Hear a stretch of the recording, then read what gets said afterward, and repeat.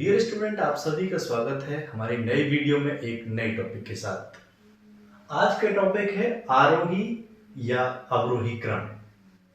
सबसे पहले हम जानते हैं कि आरोही क्रम क्या होता है, जिसे हम इंग्लिश में असेंडिंग ऑर्डर कहते हैं। आरोही क्रम का मतलब होता है कि बढ़ता हुआ क्रम। आरोही क्रम का मतलब होता है बढ़ता हुआ क्रम।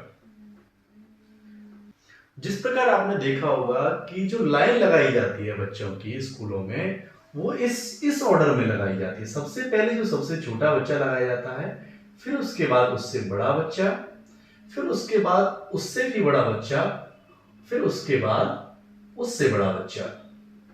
इस प्रकार से आपने देखा होगा कि जो लाइन बनाई जाती है इस प्रकार से बनाई जाती है। इसमें आप देख सकते हैं कि जो क्रम है वो बढ़ता हुआ क्रम है, यानी कि पहले सबसे छोटा बच्चा, फिर उसके बाद उससे बड़ा, फिर उसके बाद उससे बड़ा, फिर उसके बाद उससे बड़ा। इसके बाद हम बात करते हैं अवरोही क्रम की। अवरोही क्रम बड़ा ही सिंपल सा है, जैसे आरोही है बस उसी का उल्टा है अवरोही क्रम, जिसे इंग्लिश में हम कहते हैं डिसेंडिंग ऑर्डर। अवरोही क्रम क्या होगा? जिस प्रकार ये लाइन में बच्चे इस प्रकार से खड़े हुए हैं, सबसे पहले सबसे छोटा, फिर बड़ा, फिर बड़ा, फिर उससे बड़ा। यदि इसी ऑर्डर को हम ऐसे देखें तो सबसे पहले सबसे बड़ा, फिर उससे छोटा, फिर उससे छोटा, फिर लास्ट में सबसे छोटा। यानी कि जो अवरोही क्रम होता है वो घटता हुआ क्रम होता है। घटता हुआ क्रम यानी कि इस क्रम में सबसे पहले सबसे बड़ा लगेगा, या सबसे बड़ी संख्या आएगी संख्याओं में बात करें, फिर उसके बाद उससे छोटी संख्या, फिर उससे छोटी संख्या, और अंत में सबसे छोटी संख्या आएगी। अब हम आपको एग्जाम्पल के माध्यम से बताएंगे कि किस प्रकार से संख्याओं को आरोही क्रम या अवरोही क्रम में लगाया जा सकता है। जैसे एग्जाम्पल के लिए आपको संख्याएं दी जाए 4 5 6 3 4 8 6 5 4 5 6 5 4 8 6 4। मान लीजिए आपको ये चार संख्याएं दे दी और आपसे कहा जाता है कि इनको असेंडिंग ऑर्डर और डिसेंडिंग ऑर्डर दोनों में लगाइए। तो आप किस प्रकार से इन संख्याओं को लगाएंगे? असेंडिंग ऑर्डर या डिसेंडिंग ऑर्डर में लगाने के लिए सबसे पहले आपको यह देखना होगा कि इनमें सबसे बड़ी संख्या कौन सी है और सबसे छोटी संख्या कौन सी है। इसके लिए आप दो रूल अपना सकते हैं। नंबर एक, आप सबसे पहले देखेंगे कि जो संख्याएं दे रखी हैं इनमें आप डिजिट्स को गिनेंगे।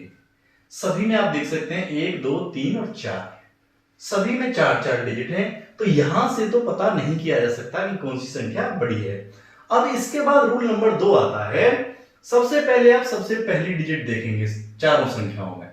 चारों संख्याओं में देखते हैं तो सभी डिजिट सेम है, तो यहां से भी नहीं पता किया जा सकता कि कौन सी संख्या बड़ी है।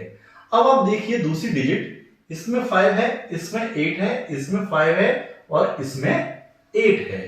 अब आप देख सकते हैं कि दो जो संख्याएं हैं ये और ये, इनमें जो डिजिट हैं वो 8 और 8 हैं। इसका मतलब पहली और दूसरे नंबर पर जो संख्या रहने वाली है इन दोनों में से ही रहने वाली है। अब हम इन दोनों संख्याओं में ही चेक करते हैं कि फर्स्ट पे कौन रहेगी और सेकंड पे कौन रहेगी। दो डिजिट तक तो ये संख्याएं बराबर हैं। अब हम देखते हैं तीसरे डिजिट पे। तीसरे डिजिट पे यहां पर है 6 और यहां पर भी है 6, तो इसका मतलब यहां से भी पता नहीं किया जा सकता। और अंतिम डिजिट यहां पर है 5 और यहां पर है अंतिम डिजिट 4, तो आप इसको कह सकते हैं कि ये संख्या बड़ी है और आप इसको नंबर 1 लिख सकते हैं। जब ये नंबर 1 हो गई तो ये हो गई नंबर 2। अब बची आपकी दो संख्याएं, ये और ये। अब इनमें आपको चेक करना है कि कौन सी बड़ी है। आप देख सकते हैं दो डिजिट तो बराबर हैं दोनों में। अब हम तीसरी डिजिट देखते हैं। तीसरी डिजिट 6 है, इसमें भी तीसरी डिजिट 6 है, यानी कि तीनों डिजिट बराबर है।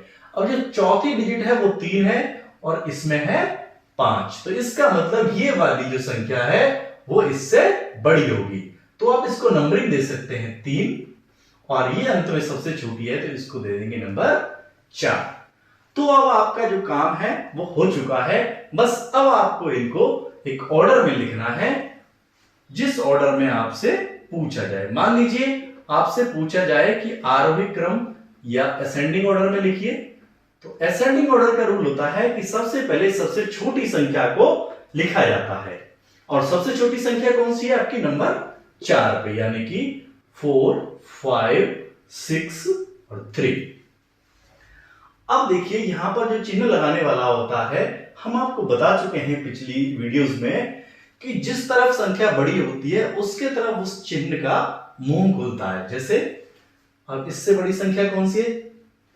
4 के बाद 3, 4, 5, 6, 5। अब 3 के बाद कौन सी आएगी? 2, यानी कि 4, 8, 6, 4।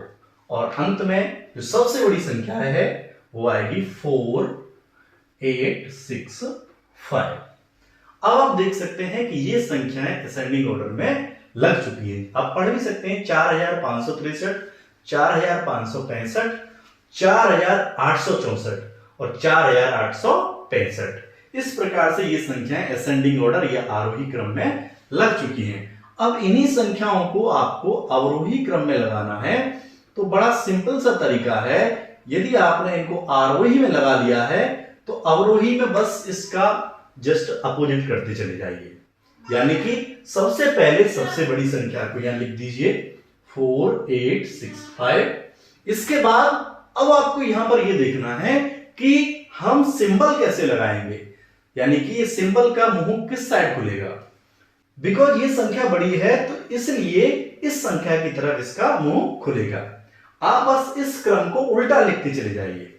4, 8, 6, 5 नंबर 1 पे आ गई, फिर इसके बाद 4, 8, 6, 4, फिर इसके बाद चिन्ह ऐसे ही लगेगा, फिर आएगी 4, 5, 6, 5 और फिर लास्ट में 4, 5, 6, 3। आप देख सकते हैं कि सबसे पहले सबसे बड़ी संख्या, फिर उससे छोटी, फिर उससे छोटी और लास्ट में सबसे छोटी। और आरोही क्रम में पहले सबसे छोटी, फिर उससे बड़ी, फिर उससे बड़ी और फिर उससे बड़ी। उम्मीद करते हैं कि आपको आरोही क्रम और अवरोही क्रम का जो कंसेप्ट है वो क्लियर हुआ होगा। और यदि आपको कोई भी समस्या है इस टॉपिक में तो आप कमेंट बॉक्स में अपना मैसेज लिखकर हमें भेज सकते हैं। और हम आपसे एक अनुरोध करना चाहते हैं कि हमारे चैनल को लाइक कीजिए, सब्सक्राइब कीजिए और ज्यादा से ज्यादा शेयर कीजिए, ताकि और भी बच्चों का इससे हित हो सके। अब हम मिलते हैं अगली वीडियो में एक नए टॉपिक के साथ।